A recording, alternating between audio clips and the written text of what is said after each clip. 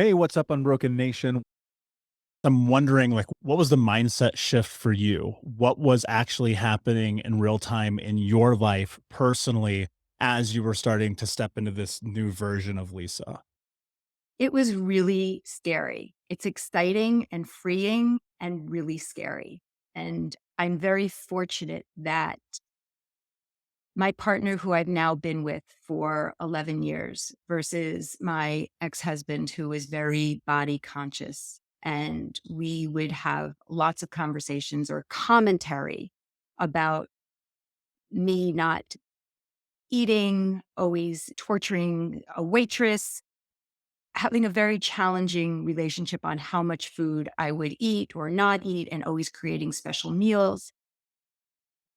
And even to the fact where when I met his parents, they were concerned that I had an eating disorder, and I blew it off. Like, how could that be? I eat all these healthy, nutritious foods.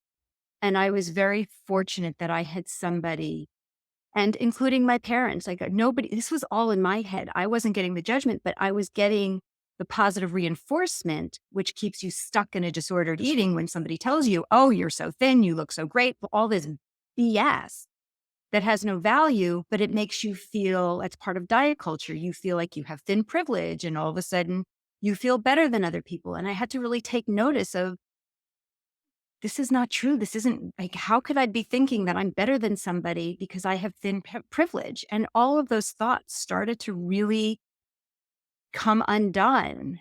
And I started to, it was scary to start to eat again and to start to eat in front of other people. It's one thing when you are dieting and you're known for the person who can restrict and deprive.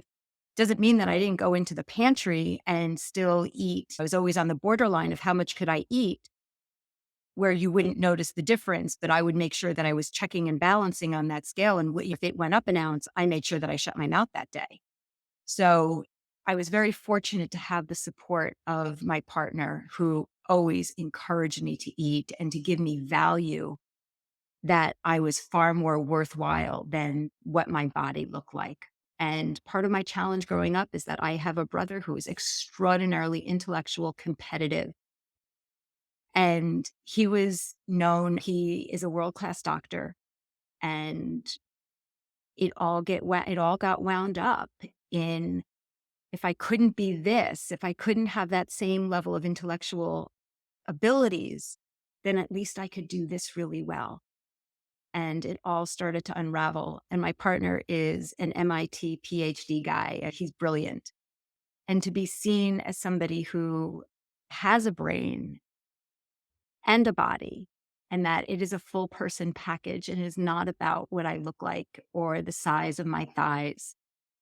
And all those things that I thought were so important started to unravel.